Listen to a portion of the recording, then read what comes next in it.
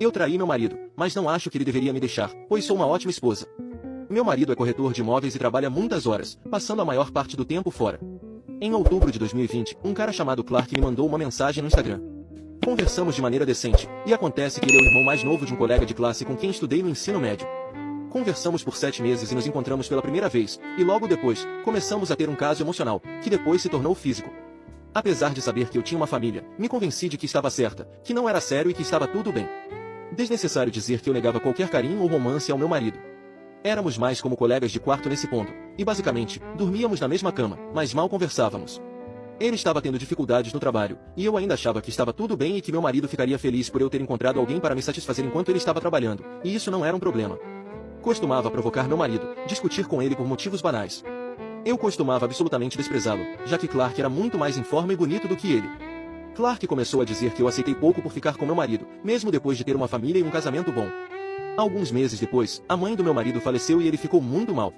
Ele começou a discutir mais comigo, me culpando pela morte da mãe dele, dizendo que eu era o motivo de ele não ter se encontrado com ela, e que eu devia estar feliz agora que ela se foi. Eu e a mãe dele nunca nos demos bem, e justo quando ele estava passando pelo luto da mãe, eu não o apoiei emocionalmente. Eu gritei com ele, e não percebi o impacto que isso teve na nossa filha.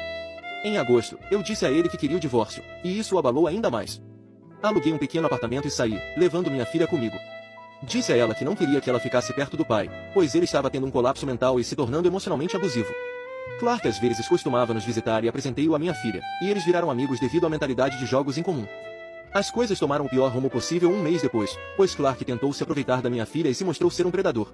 Ela mal conseguiu escapar e ligou para o pai dela pois eu estava no trabalho naquela época. Ela tentou me procurar, mas não conseguiu porque meu telefone estava no modo silencioso. Quando vi as chamadas dela, corri para casa e a encontrei cercada pela polícia e outras pessoas. Clark foi levado às pressas para o hospital com o braço quebrado, a mandíbula quebrada e os olhos inchados. Minha filha contou tudo para a polícia, e os olhos dela estavam vermelhos de tanto chorar. Tentei consolá-la, mas ela me afastou, pois ela era vítima e meu marido tinha amigos no departamento de polícia, mas nenhuma acusação foi feita contra o Mark. Depois que tudo se acalmou um pouco naquela noite, meu marido se aproximou de mim com a minha filha, pedindo a verdade. Eu contei a verdade a ele, e então me desculpei, implorei, chorei por ele, disse que foi o pior erro e que nunca pensei que as coisas terminariam assim. O que machucou mais foi minha filha me dizer que eu tinha destruído um lar. Meu marido disse que vai levar nossa filha com ele e que vamos nos divorciar. Ele está buscando a custódia total e entrando com um novo processo de divórcio por infidelidade. Eu disse a ele que quero trabalhar em nosso casamento, implorei por uma chance e ele não está me ouvindo. Cortei todo o contato com Clark, e em 2 de agosto, a namorada de Clark me contatou e me insultou das piores maneiras possíveis. A partir desse dia, comecei a trabalhar em meu casamento e tentei entrar em contato com meu marido, mas ele me bloqueou em tudo, até mesmo trocou de número de telefone. Comecei a terapia individual, a ler livros e a tentar ser honesta sobre tudo. Tive uma conversa com minha filha, mas ela não quer perdoar. Disse a ela tudo, pedi desculpas e disse que agora só quero uma família feliz, que abriria mão de tudo para fazer dar certo. Ela me chamou de egoísta e disse que eu teria machucado o pai dela, e me agradeceu por destruir o lar e a família feliz que ela conhecia. Achei que nossa tradição familiar era normal, agora eu sei a verdade nojenta.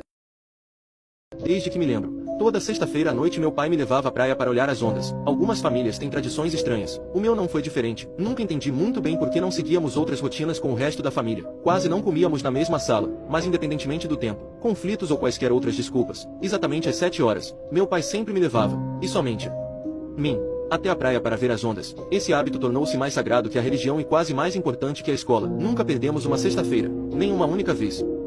Minhas primeiras lembranças dessas viagens eram positivas. Tínhamos uma cachorrinha, uma pastora alemã chamada Lola. Aquele cachorro amava nada mais do que me perseguir para cima e para baixo nas dunas de areia suja, pulando nas ondas e chapinhando como um maníaco. Honestamente, eu adorei, mas quanto mais velho eu ficava, mais as viagens semanais do meu pai se tornavam um fardo para minha vida social. Eu perdi festas de aniversário. Eu sentia falta de ficar em casa depois de uma longa semana de escola e relaxar. Quando eu tinha 13 anos, uma linda garota da 8ª série pediu para trabalhar em um projeto comigo depois da escola. Sexta-feira era o único dia em que ela poderia fazer isso.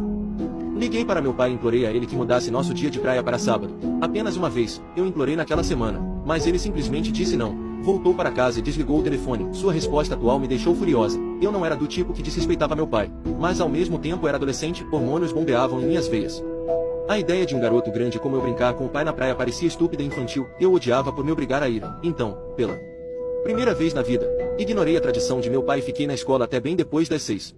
Sadia e eu estávamos no refeitório, dando os retoques finais em um diorama quando a voz rouca de nosso diretor começou a tocar nos alto-falantes. Matt Richardson, se você estiver no prédio, por favor, apresente-se na sala do diretor imediatamente. Xinguei. Sadie riu um pouco. Peguei meus livros e os enfiei na mochila, prometendo vê-la na segunda-feira enquanto um barril de pólvora de raiva crescia dentro de mim. Eu andei pelos corredores vazios uma ou duas vezes apenas para me acalmar. Antes de entrar na sala do diretor para encontrar meu pai, com o rosto vermelho e furioso, uma receita perfeita para o desastre. Entre no carro agora. Temos que ir. Ele se irritou e se virou para o diretor. Obrigado, Bill, pelo anúncio. Estamos atrasados para o treino de futebol. Meu pai me agarrou pelo colarinho no momento em que saímos do escritório. Então ele quase saiu correndo pela porta, me arrastando com ele. Eu me senti humilhado. A hora no painel dizia 7-5 Soccer Practice Dead. Repeti quando ele se sentou no banco do motorista. Realmente.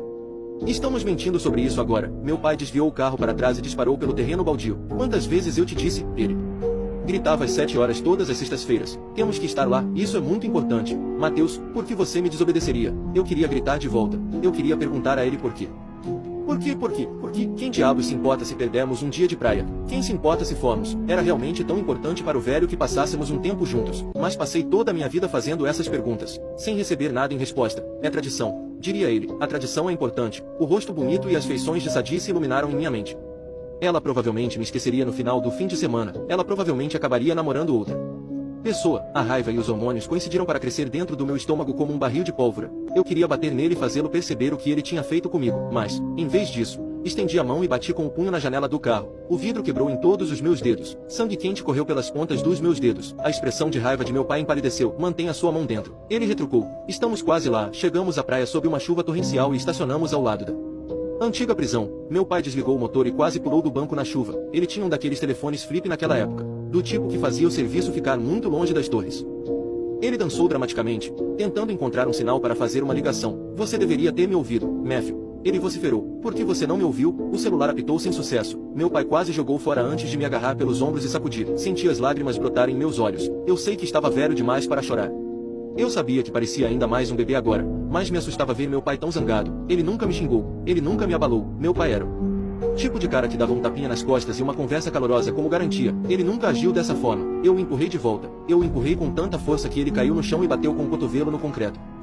Então eu parei sobre ele como se houvesse mais vindo. Não sei o que me levou a fazer isso. Eu queria mostrar a ele que ele não era o único homem na casa. Eu queria mostrar a ele que sabia cuidar de mim mesmo. Mas minhas ações tiveram o efeito oposto. Meu pai não me respeitava. Ele parecia apavorado. Ele olhou para mim como se eu fosse um animal. Parecia que ele não me reconhecia mais. Comecei a chorar de novo. Meu pai ainda segurava o telefone junto ao ouvido do chão. O medo desapareceu de seu rosto quando um tom de descagem soou. O alívio inundou quando uma voz profunda respondeu do outro lado. Ele acenou com a cabeça. Disse ok e desligou. Então ele olhou para mim e se afastou. Sinto muito, filho. Mas você só precisa confiar em mim. Ele sussurrou. Essas viagens são importantes. Enxuguei algumas lágrimas dos olhos e estendi a mão. Claro. Pai, eu funguei enquanto o ajudava a levantar. Desculpe. Meu pai voltou ao carro para tirar algumas ataduras do porta-luvas. Ele cuidadosamente enrolou as pontas em volta dos meus dedos. Protestei para que ele tomasse cuidado quando ele foi até a janela de trás e empurrou os cacos de vidro com sua jaqueta. Então ele passou o braço em volta dos meus ombros e me levou em direção ao calçadão. Está tudo bem, cara, vamos ver as ondas. 3 anos depois, meu pai morreu 2 semanas